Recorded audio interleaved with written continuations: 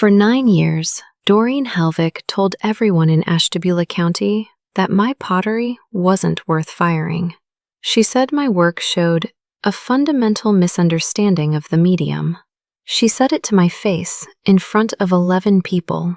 Last September, I opened a kiln in my own studio and pulled out the centerpiece for a show she'd been begging to get into, under someone else's name. Because here's what Doreen didn't know. The woman who spent a decade telling this town I had no talent had been quietly selling pieces I left behind through her own granddaughter's online shop for 3 years. And the granddaughter had just submitted those pieces to the biggest juried exhibition in Northeast Ohio, the exhibition I'd been asked to jury. I was sitting on the other side of that screen, looking at my own work, and Doreen Helvig had no idea. If you think you know how this ends, I promise you, you don't.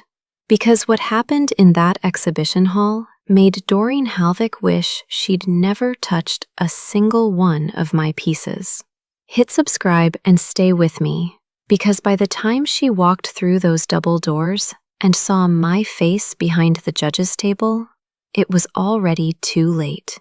If you think you can guess the moment she realized it was over, drop your prediction in the comments. I dare you. My name is Kelly Thigpen. I'm 36. I'm a ceramic artist living outside of Conneaut, Ohio, and I run a small pottery collective that Doreen Helvig doesn't know exists. She was the head of the Ashtabula Regional Arts Alliance for 19 years. In that town, if Doreen said your work didn't belong in the annual showcase, it didn't belong.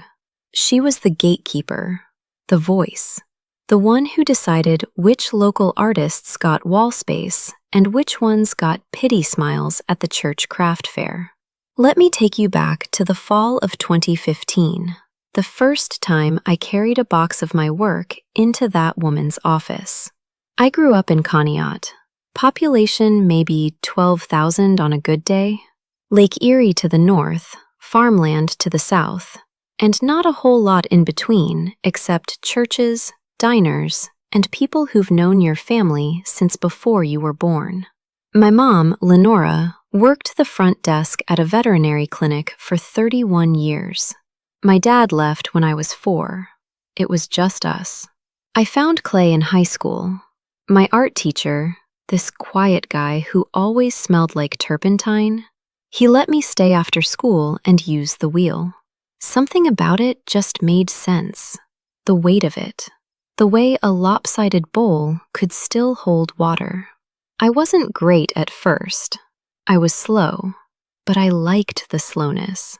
I liked that you couldn't rush it. By 25, I was making pieces I was actually proud of. Mugs with uneven glazes that caught light in a way that felt alive. Sculptural bowls that people would pick up and just hold, like they didn't want to put them down. I did craft markets on weekends, sold enough to cover materials and gas money, and I thought, maybe there's something here. Maybe I could actually do this. That's when someone told me about the Alliance Fellowship. $15,000, studio time, a solo exhibition slot at the annual showcase, the biggest art event in the county. It was run by Doreen Helvig, and in Ashtabula, that name meant everything. I need to explain who Doreen was, because from the outside, she looked like exactly the kind of person you'd want running an arts council. She was 61 when I met her. Silver hair, always pinned back.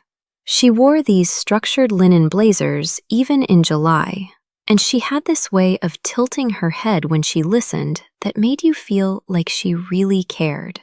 She'd been on the City Arts Commission, the Library Board, the Church Cultural Committee.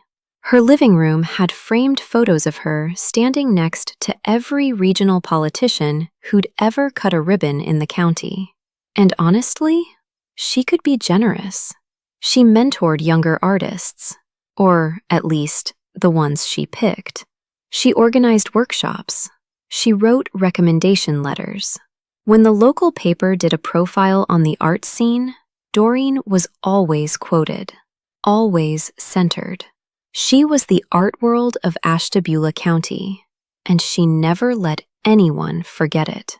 The first time I went to her office, this cramped room in the back of the Alliance building on Prospect Street, she was warm. She poured me tea from a ceramic pot that I later realized was made by one of her former mentees. She flipped through my portfolio slowly. She nodded. She asked me about my influences, my process, my goals. And then she said something I'll never forget. "You have instinct, Kelly. That's rare. But instinct without discipline is just mess." She smiled when she said it, like it was a compliment wrapped in correction. I didn't argue. I was 27. She was the most important arts figure in the county.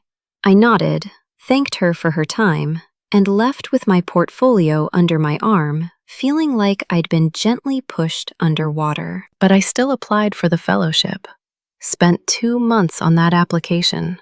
Photographs of my best pieces, an artist statement I rewrote 14 times, a project proposal for a series I wanted to call Lake Effect, work inspired by the erosion patterns along the shore. I was proud of it. I thought it was strong. The rejection letter came on a Tuesday in November. 3 paragraphs. Very polite. "After careful review by the selection committee, we regret to inform you," standard stuff. But at the bottom, in handwritten blue ink, Doreen had added a personal note. "Kelly, your work shows a fundamental misunderstanding of the medium.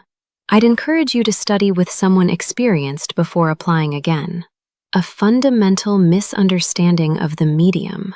That sentence lived in my chest for years. The fellowship went to a woman named Paige Corwin, a watercolor painter in her 50s who'd been in Doreen's circle for a decade. Her work was fine. Pretty landscapes. The kind of thing you'd see on a dentist's wall. But she was Doreen's person. And in that county, being Doreen's person was the only credential that mattered. Here's what I didn't know at the time. Doreen hadn't just rejected my application. She'd actively lobbied against me. I found this out years later from a woman named Margot Ogilvy who'd been on the selection committee. Margot was the Alliance's volunteer records coordinator. She'd held that role for 3 years, and she was meticulous about it. She kept copies of every log sheet, every committee memo, every email thread. She told me once she'd learned early in nonprofit work that if it wasn't documented twice, it didn't exist. That was just who she was. Margot told me, and I'm paraphrasing because this was over the phone and I was shaking, that Doreen had pulled my application materials before the full committee could review them. She'd shown my pieces to the group in a specific order, starting with my earliest, weakest work, and then told them my submission didn't demonstrate growth. She'd framed me as a hobbyist, not an artist. 3 of the 5 committee members never even saw my best photographs. And here's the part that still gets me. Doreen also called my high school art teacher, Mr. Nicastro, the man who'd let me use his studio for free, and asked him, casually, whether he thought I had the temperament for professional development. She was building a case, not against my work, against me. When Margot told me this, I was already living in a different city. I was already building a different life. But I sat in my car after that phone call for maybe 20 minutes, just staring at the steering wheel. My jaw was clenched so hard my teeth ached. Because the thing is, I believed her. When Doreen said my work showed a fundamental misunderstanding, I believed her. I spent 2 years after that rejection doubting every single thing I made. I'd finish a piece, stare at it, hear her voice in my head, and sometimes I'd just push it off the wheel. Wet clay on the floor. Start over. I was so sure she was right that I couldn't even look at my own work without hearing that sentence. At least the work I left behind would just get thrown out. That's what I told myself. Doreen wouldn't care about my early pieces. She'd made it clear they meant nothing to her, nothing to anyone. My mom didn't understand. Lenora would say, "Just make your pots, Kelly. Who cares what some lady thinks?" And I loved her for that. But she didn't get it. When the only person with the keys to the door tells you that you don't belong inside, you start to believe the door was never meant for you. Cruel thing is, Doreen wasn't done. A few months after the rejection, I ran into her at the Conneaut Community Days fair. I had a small booth, mugs, bowls, a few vases. It was a good morning, sunny. I'd set up early, arranged everything on a linen runner my mom had ironed for me, and by 10 o'clock, I'd already sold 4 pieces. I was starting to feel something close to okay. Then Doreen walked over. She was with 2 women I didn't recognize, and she picked up one of my mugs, turned it over in her hands, looked at the bottom. She had this habit of pausing before she spoke, just a beat too long, so you'd be leaning in before the words landed. "Oh, Kelly," she said, loud enough that the people at the next booth turned around. "I'm going to be honest with you. This is sweet. Really, it's decorative. Not everyone has to be a capital A artist, you know? Some people are just good at making things people can use." She put the mug down, patted my arm, and walked away. The woman selling candles at the next booth caught my eye and mouthed, "What the hell?" And I just shook my head because I couldn't talk. Like I was a kid who'd entered a spelling bee with the wrong word. I sold out that day, by the way. Every piece. But I couldn't feel it. All I could feel was Doreen's hand on my arm, and that word, decorative, rattling around in my skull. I kept replaying it. The pause before Kelly. The way she said honest, warm voice, generous tone, and then the word that did the damage. That night, I sat on my mom's porch and told her I was thinking about stopping. Not pottery specifically, but the trying, the applying, the hoping, the showing up at events where Doreen Helvik got to decide if my work mattered. Lenora just looked at me for a long time. Then she said, "So she wins?" And I said, "She already won, Mom. But if you've ever had someone write you off completely, not just ignore you, but actively convince everyone around you that you were less than what you are, then you know there's a difference between quitting and leaving." I didn't quit. I left. I moved to Columbus in January of 2017. I want to say it was this big, dramatic exit, but it wasn't. I packed my car, hugged my mom, drove 3.5 hours south on Route 71, and moved into a 1-bedroom apartment in the Hilltop neighborhood that cost me $625 a month. I got a job at a garden center, mixing soil, stocking shelves, watering plants in a greenhouse that smelled like wet earth and fertilizer.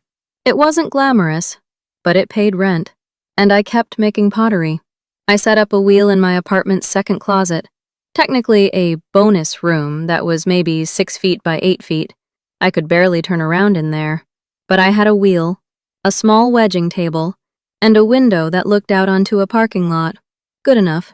For the first year, I didn't show anybody anything. I just worked. I made pieces and broke them, made more and kept a few. I wasn't trying to prove anything to anybody. I was trying to figure out if I actually believed in what I was doing, or if I'd just been stubborn. Somewhere around month 14, I made a bowl that changed something in me. It was wide and shallow, with a glaze I'd been experimenting with, this iron-rich red that broke into amber at the edges. I held it up to the window, and the light came through the thinner spots near the rim, and I knew. Not that I was talented. I knew I wasn't done. I found a community studio in Franklinton that rented kiln time by the hour. That's where I met Reina Maldonado. Reina was 48, originally from Albuquerque. She'd been a working ceramicist for 20 years. Galleries in Santa Fe, Chicago, a few pieces in permanent collections. She wasn't famous, but she was respected. And she ran the Franklinton studio with this quiet intensity that I recognized immediately. She'd been through her own version of being told no. The first time she looked at my work, really looked, she picked up the red bowl and held it at arm's length, turned it, set it down, picked it up again. Then she pointed at the foot ring and said, "This is lazy. You're rushing the trim." She moved her finger to the rim. "But this, the way the wall thins here and the glaze pools in the curve, this you can't teach. This is someone who's been listening to the clay." She put the bowl down and looked at me. "Who told you this wasn't good enough?" I didn't answer. I didn't have to. She took me on. Not as a student, exactly. More like a studio partner. We'd work side by side 3 nights a week, talking about clay bodies and firing temperatures and the economics of trying to survive as a maker in a world that mostly wants factory-produced everything.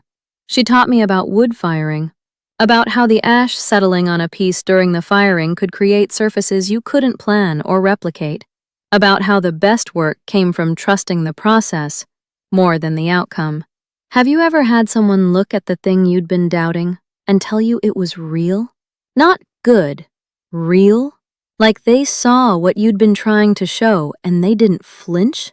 If you have, tell me in the comments, because that recognition is the thing that keeps you going. Because what happened next, with Raina's help, is how I built everything Doreen tried to stop. By 2019, I had a body of work, 67 pieces I was proud of. Raina helped me put together a portfolio, apply for a regional juried show in Dayton, and I got in. Sold 9 pieces in the first weekend. Got a review in a small arts publication that called my glaze work geological and intimate. Then, in the fall of 2019, I lost a whole kiln load, 22 pieces. The kiln at the Franklinton studio had a thermocouple failure during a Cone 10 firing, and everything inside bloated or cracked. 3 months of work, gone. I stood in that studio looking at a shelf of ruined bowls, and I almost called my mom and told her I was coming home. That week, I couldn't pay my electric bill. I picked up extra shifts at the garden center and didn't touch the wheel for 3 weeks. 3 weeks. Longest I'd gone since I moved to Columbus. But Raina showed up at my apartment on a Thursday with a bag of takeout and a 5-pound block of porcelain and said, "That firings happen. Quitting doesn't have to." I didn't tell anyone back in Ashtabula. Not my mom, though she knew I was making work. Not Margot. Nobody. Because I wasn't ready to go back to that world yet. I was still building, and I wasn't sure I'd ever be ready. By 2021, things had shifted in a way I wouldn't have believed 4 years earlier. I'd been accepted into 7 juried exhibitions. I had a small but real collector base. People who came back for new work every season. A gallery in German Village, Hawthorne and Clay on 3rd Street, started carrying my pieces on consignment, and they sold consistently. Between the gallery and direct sales, I'd moved about $14,000 of work that year. Not fast, not in huge volumes, but enough that I could drop to part-time at the garden center. In March of 2022, I opened my own studio. It wasn't much, a converted garage space in a mixed-use building off Parsons Avenue, 1,200 square feet. I put in a kick wheel, an electric wheel, a slab roller, and eventually a small gas kiln in the back lot. I called it Lakeshore Clay, a quiet nod to the shore I grew up on, the one that inspired the series Doreen said showed a fundamental misunderstanding. I started offering workshops, Saturday morning sessions for beginners, Thursday evening sessions for intermediate makers. They filled up. Then I started a 6-week intensive that had a wait list by the 3rd session. I ran 11 workshops that first year. And then Raina connected me with the Ohio Arts Council. They had a program for emerging studio artists. Not just funding, but exhibition opportunities, studio visits from curators, professional development. I applied. I got in. People were seeing it. The work was real, and other people could tell. But here's the thing I didn't expect. Some mornings I'd be in my studio, my own studio, 1,200 square feet, my name on the lease, and I'd feel nothing. Not pride, not relief, just this flatness. I'd wonder if all of it was just a long, elaborate reaction to one woman's opinion. Whether I was building something that mattered, or just building something that proved a point nobody in Ashtabula was watching. I wanted to make work without hearing Doreen's voice. That's all. Just to sit at the wheel and have the only voice in my head be my own. But here's what matters for this story. I never told anyone in Ashtabula County. Not once. As far as Doreen Halvick and everyone in her orbit knew, Kelly Thigpen was the girl who couldn't hack it, the one who left, the decorative one. And I was fine with that. Honestly, I was. I wasn't hiding for dramatic effect. I didn't want their approval anymore. I didn't need it. At least, that's what I told myself. In June of 2023, I got an email from something called the Northeast Ohio Regional Arts Exhibition, NORAE. I almost deleted it. I got a lot of cold emails from art organizations, and most of them were spam or pay-to-play gallery invitations. But the subject line said, Juror Invitation, and something made me open it. I read it once and closed it. Then I opened it again. NORAE was a big deal in that part of the state. Juried show, cash prizes, and it rotated between venues in Cleveland, Youngstown, and, I had to read the paragraph 3 times, Ashtabula. The 2024 edition was going to be held in Ashtabula, at the Harbor Cultural Center, 6 blocks from Doreen Halvick's office. And the email wasn't inviting me to submit work. They were asking me to serve on the jury panel. I sat with it for a full day before I responded. Doreen ran the alliance, not NORAE. There was no reason our paths would cross. It was a clean opportunity. Professional. Separate from everything. That's what I told myself. But I was afraid. Not of Doreen. Of myself. I was afraid I'd walk into that county and feel 27 again. That I'd see the Alliance building on Prospect Street and forget every piece I'd sold, every show I'd hung, every workshop I'd taught. That I'd turn back into the girl who believed what Doreen told her. Now, I need to stop here and tell you what was happening on Doreen's end, because I didn't know any of this at the time. I'm telling you now because it matters for what came later, and because some of it still makes me feel sick when I think about it. When I left Conneaut in 2017, I didn't take everything with me. I couldn't. My apartment was tiny and I didn't have storage. So I left a box of early work at the community studio space that the Alliance ran on Prospect Street. Maybe 15 pieces, some bisqueware, some finished, a few that I'd planned to reglaze. I also left a set of molds and some test tiles. It wasn't my best work, but it was mine. I assumed it would get tossed or donated. I never asked about it. I was trying to move forward, not pack up the past. Doreen didn't toss it, and she didn't donate it. Doreen's granddaughter, Britt Halvick, was 23 and trying to build a ceramics career. I say trying because from what I pieced together later, Britt's interest in pottery was genuine, but her output was thin.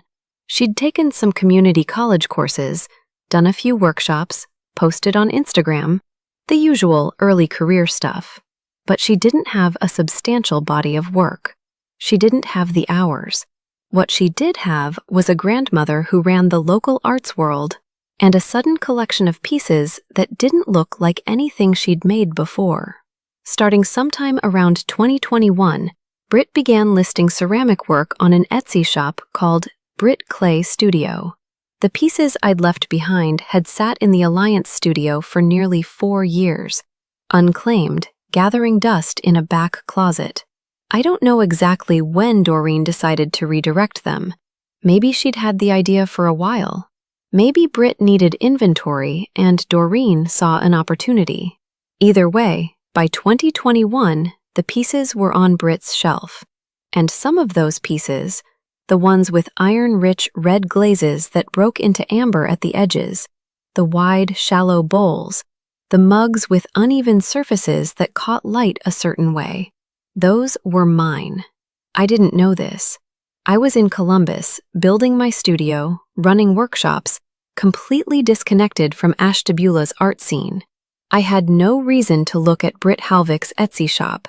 I didn't even know she existed. But here's what Doreen knew. She knew those pieces were mine. She'd seen them in my portfolio. She'd handled them when she reviewed my fellowship application. She'd dismissed them to my face, and then, and this is the part that still makes my hands shake a little, she handed them to her granddaughter and said, essentially, use these. I don't know if Britt knew the full story. Maybe Doreen told her they were donated work, unclaimed, fair game. Maybe Britt didn't ask. But Doreen knew.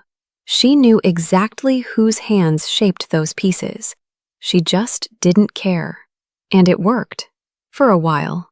Britt got some traction online, got into a small group show in Mentor, got a write-up in a local blog, and her grandmother, the woman who controlled the alliance, the showcase, the fellowship, she made sure Britt's name started appearing on the right lists. Here's the thing about pottery, though, that Doreen apparently forgot. Every potter has a signature. Not literally. I mean, some of us do stamp our work, but that's not what I'm talking about. I'm talking about the way you pull a handle, the way you trim a foot, the thickness of a rim, the way your thumb presses into the clay at the base of a mug. It's like handwriting. If you know what to look for, you can't fake it. And Doreen, for all her years running the Arts Council, was not a maker. She was an administrator. She could talk about clay, but she'd never centered a pound of it on a wheel. She didn't understand that what she'd handed Britt was traceable. Not just aesthetically, physically, down to the fingerprints if it came to that. I need you to hear something before I go on. Going back to Ashtabula, accepting that jury seat, it wasn't just professional. It was personal in a way that scared me. I'd spent 6 years proving I didn't need that county's approval, but the thought of sitting in that room, in that building, wearing a badge with my name on it, it pressed on something I thought I'd buried. Have you ever walked away from a place that hurt you, built something better on your own, and then been asked to go back? Not to apologize, not to beg, but to sit in a position of authority in the exact room where they told you that you didn't belong. Tell me in the comments how you'd feel. Because what I found when I went back wasn't what I expected. It was worse. And it started with an anonymous submission I almost didn't open. Terrified. And alive. I said yes to the jury in August of 2023. The exhibition was scheduled for September 2024, so there was a full year of planning involved.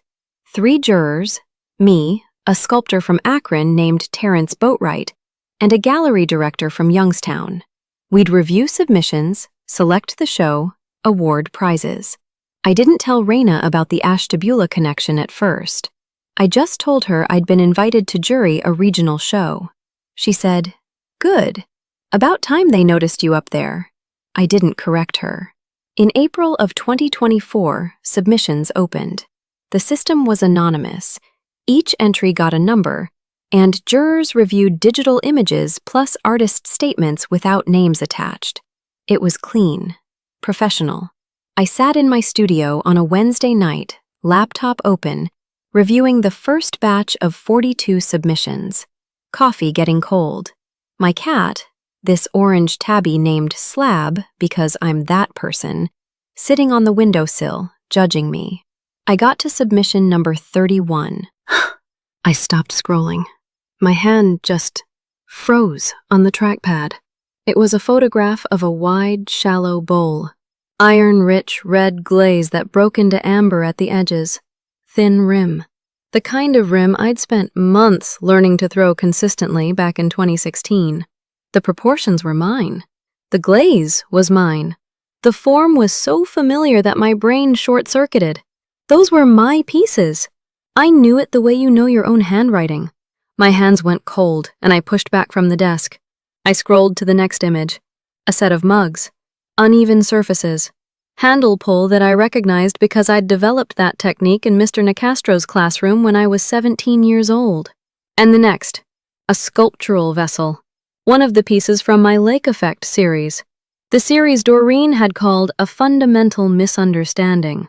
The same pieces I'd packed into a cardboard box in 2017 and left in the Alliance studio because I couldn't fit them in my car, and I actually thought they'd just get thrown away. I closed the laptop, sat there in the dark for I don't even know how long. My stomach was turning. I got up and walked to the kitchen and stood at the sink and ran cold water over my wrists because I didn't know what else to do with my hands. Slab jumped down from the windowsill and came and sat at my feet, and I just stood there, water running, trying to breathe normally.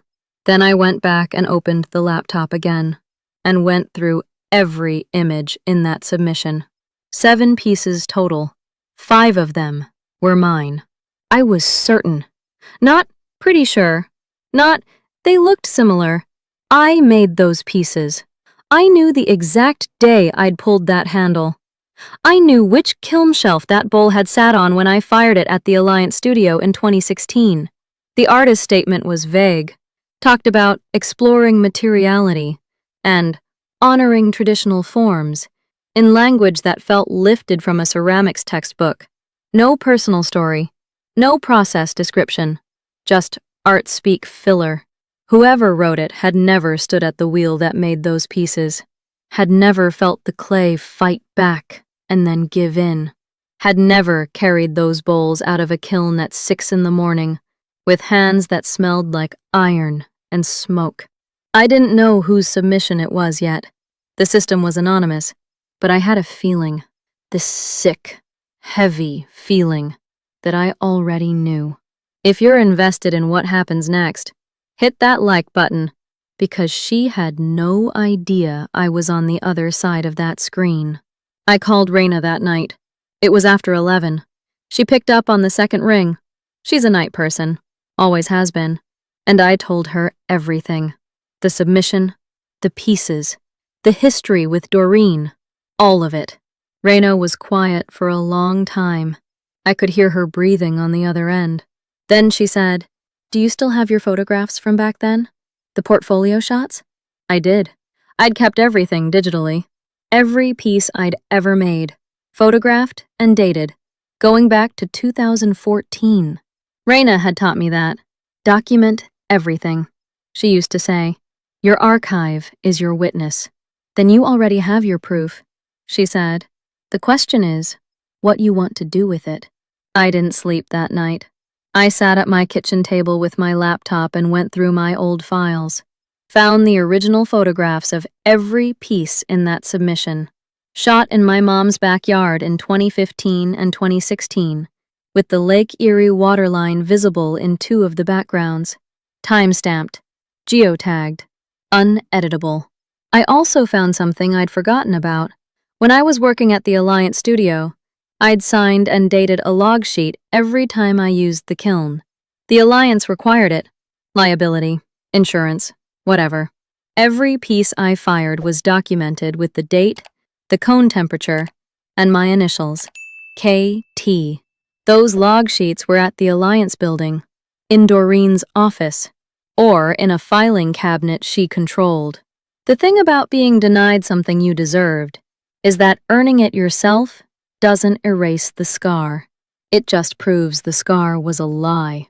I emailed the Norway coordinator, a woman I'd been corresponding with about logistics, and asked, carefully, about the process for handling a potential conflict of interest in anonymous review.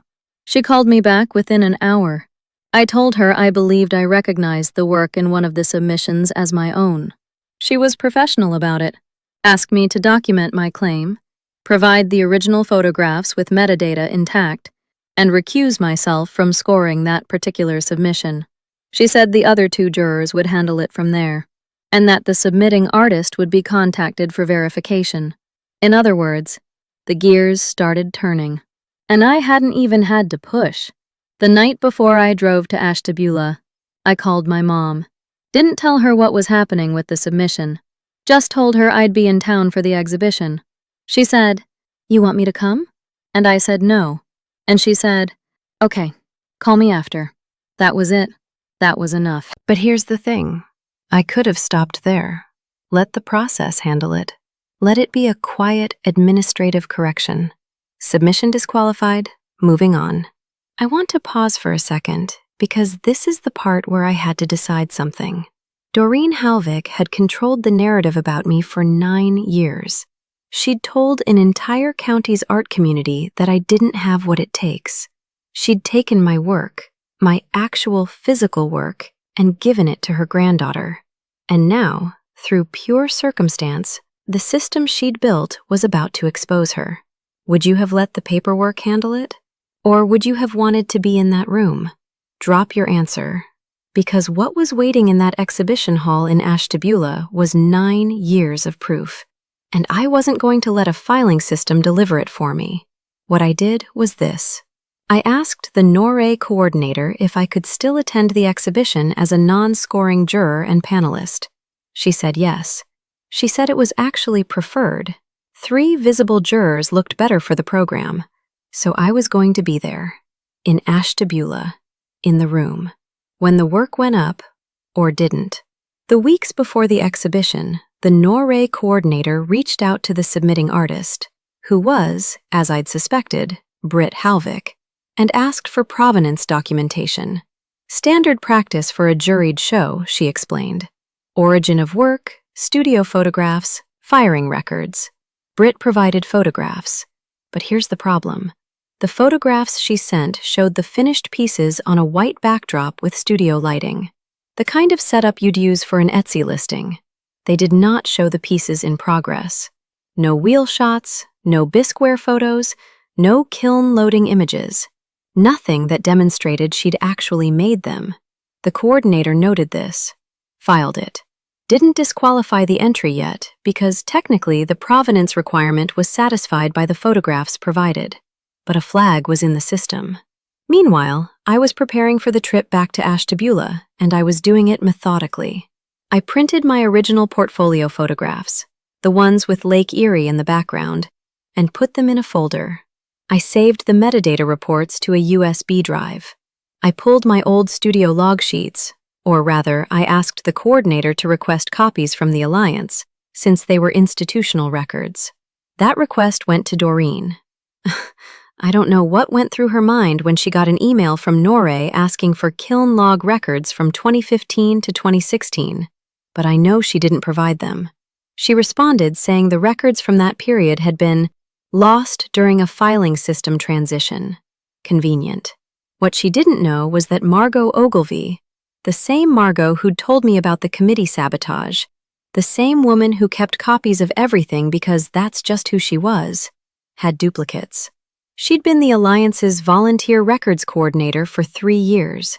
She had every kiln log from 2013 to 2018 in a filing cabinet in her basement. When I called Margot and told her what I needed, she didn't even hesitate. She said, "I always knew those files would matter someday. Give me 2 days." Margot sent them to me. Every page, including the ones with my initials, KT, next to the firing dates that matched exactly to the pieces in Britt's submission. September 14th, 2024, the exhibition opening. I drove up from Columbus that morning. 3.5 hours on Route 71 North, the same road I'd taken out of the county 7 years earlier.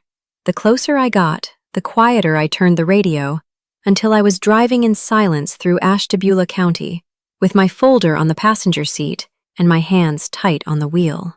The Harbor Cultural Center is this old, renovated warehouse down by the marina. Exposed brick, concrete floors, those industrial pendant lights that make everything look gallery serious. I'd been in that building once before, for a school field trip when I was 14. Now I was walking in with a juror's badge and a folder I hoped I wouldn't need. I stood in the parking lot for a minute before I went in, took a breath, checked my reflection in the car window. I looked fine. Professional. Nobody would know my heart was going 90. Doreen was already there. I saw her before she saw me. She was standing near the entrance in a navy blazer, greeting people, shaking hands, doing her thing. The Arts Council matriarch, queen of the county, hair pinned back, that tilt of her head, and then she turned, and she saw my name badge. I've tried to describe the look on her face to people, and I can never quite get it right. It wasn't shock, exactly. It was more like recognition followed immediately by calculation. I could see her eyes moving, her jaw going tight, running through scenarios. "Kelly," she said, that pause before my name, just like at the craft fair. Then the smile. She walked over to me. "I didn't realize you were involved with Norway." "I'm on the jury panel this year," I said. "How nice," she said. "How nice." She touched my arm, the same way she'd touched it at that craft fair 9 years ago. And I felt something cold run through me, but I didn't flinch. I just smiled back. "It's good to be home," I said. The exhibition was beautiful. 63 artists, 140 pieces across ceramics, painting, fiber, metalwork. The other 2 jurors had done excellent work with the selection. Brett Helvick's submission was not in the show. It had been removed during the final review, flagged for insufficient provenance documentation. The coordinator had handled it quietly, professionally, no public announcement, just a standard notification email to the artist. But Britt was at the opening, and so was Doreen. I was standing near the ceramics section, where my role as juror was noted on a small placard, when Britt walked up to the display wall where her work would have been. She stood there for a moment, looking confused, then pulled out her phone. I watched her text someone. 20 seconds later, Doreen appeared at her side. And this is where Doreen did what Doreen always did. She went to the coordinator. I could hear her voice from across the room. Not yelling, no. Doreen never yelled.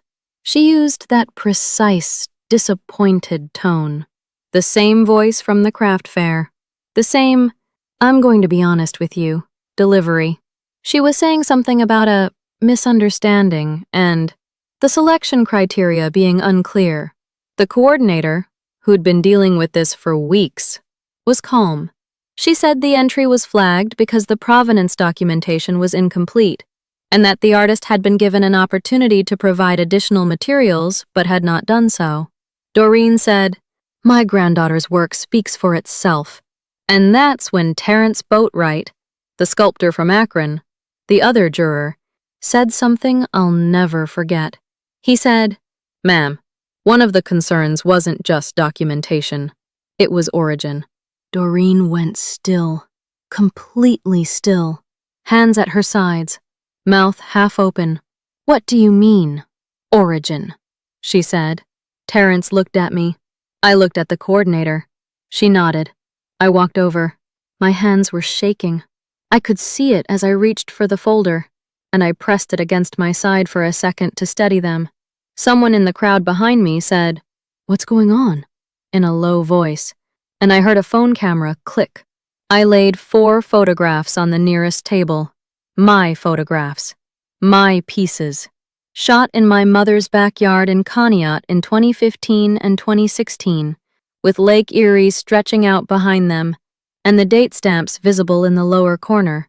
Next to them, I placed the printouts of Britt's submission images. The same pieces, different backgrounds, different years.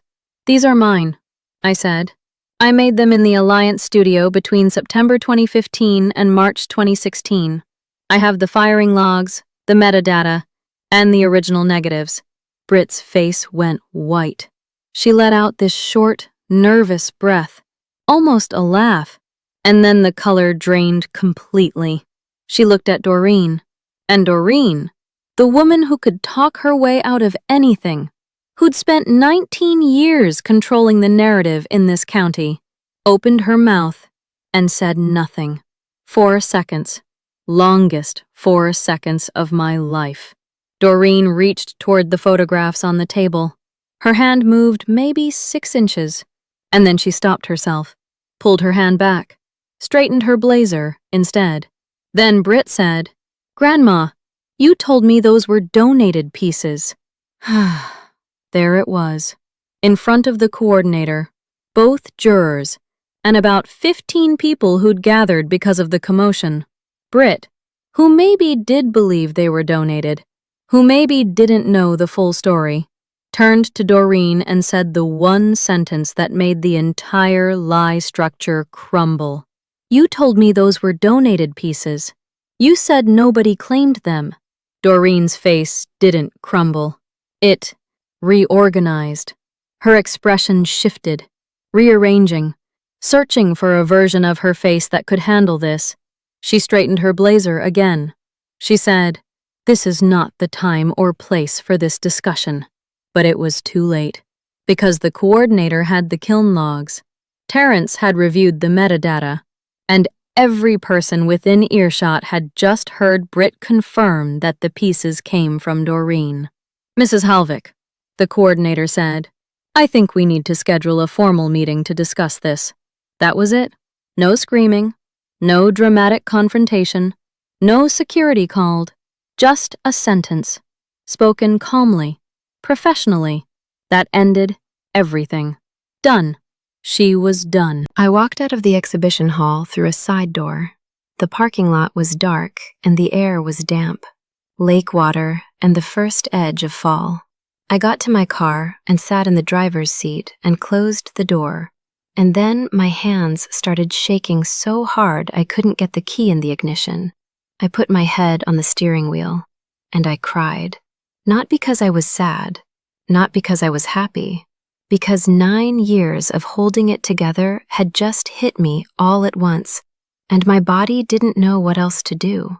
I sat there for maybe 10 minutes alone in a parking lot in Ashtabula, and I let it happen. The fallout happened fast. Within a week, the Noré board had opened a formal investigation into the Ashtabula Regional Arts Alliance's operations. Not just the provenance issue, though that was the catalyst. The investigation uncovered that Doreen had been steering fellowship funding to artists in her personal circle for at least 8 years. 8 years. She'd been doing this for 8 years. I read that number in the report and I had to put my phone down. I couldn't move for a minute. 8 years of applications and rejections, and artists who thought they weren't good enough. And the whole time, the system was rigged. The scale of it. I'd known about my story, but I hadn't understood the size of hers. 3 other applicants who'd been denied came forward after the Noré story made the rounds. One of them, a fiber artist from Geneva, had receipts showing Doreen had recommended against her application while simultaneously helping her own mentee apply for the same grant with a nearly identical project proposal. The Alliance Board, which had largely deferred to Doreen for 2 decades, held an emergency meeting on September 28th. Doreen was asked to resign as chair. She did not go quietly. She sent a letter to the local paper calling the investigation a witch hunt driven by personal grudges. She didn't name me specifically, but anyone who knew the situation could read between the lines. The paper published her letter. They also published a follow-up story with quotes from Margot Ogilvy, from the fiber artist, and from the Noré coordinator that painted a very different picture. By October, Doreen had resigned. The Alliance appointed an interim director, and for the first time in 19 years, the annual showcase application process was opened to an independent review committee. As for Britt, I felt complicated about her. I still do, honestly. She reached out to me in November. A long email. She said she hadn't known the full history. She said Doreen had told her the pieces were abandoned work from the community studio, unclaimed for years, available for anyone to use. She said she'd added some of her own glaze work to a couple of pieces, but the core forms, the bowls, the mugs, the vessels, she admitted those weren't hers. I don't know if I believe she was completely in the dark. She was 23, not 12. But I also know what it's like to believe someone who's supposed to protect you. I know what it's like to trust the person in charge and not ask questions. I wrote her back. I said I appreciated the honesty and that I hoped she'd keep making work, her own work. I meant it. The part that surprised me, The part I wasn't ready for was my mom's reaction. I drove up to Conneaut in late October, sat on her porch, told her everything. The submission, the logs, the exhibition, the investigation, all of it. Lenora listened the whole time without interrupting. Then she said, "I told you she wins wasn't true." And I laughed. Not because it was funny, but because she'd been saying that exact thing for 9 years, and I hadn't heard her until now. 6 months later, March of 2025, the Ashtabula Regional Arts Alliance announced its first independently juried fellowship cycle. No single person controlling the process. Open committee, transparent scoring, and the first project funded was a ceramics residency for emerging artists under 30 who didn't have access to studio space. I wasn't involved in the selection, but when I saw the announcement, I called the new interim director and offered Lakeshore Clay as a partner studio. We could host one of the residents for a 6-week session. Kiln access, wheel time, materials, covered. She said yes. So now there's a 26-year-old potter from Lorraine working in my studio 2 days a week. Her name isn't important for this story, but she makes these small, strange, beautiful teacups that don't look like anything I've ever seen. And she told me the other day that she'd applied for the old fellowship 3 years ago and been rejected. I didn't ask who rejected her. I already knew. The woman who said my pottery was worthless was literally selling it.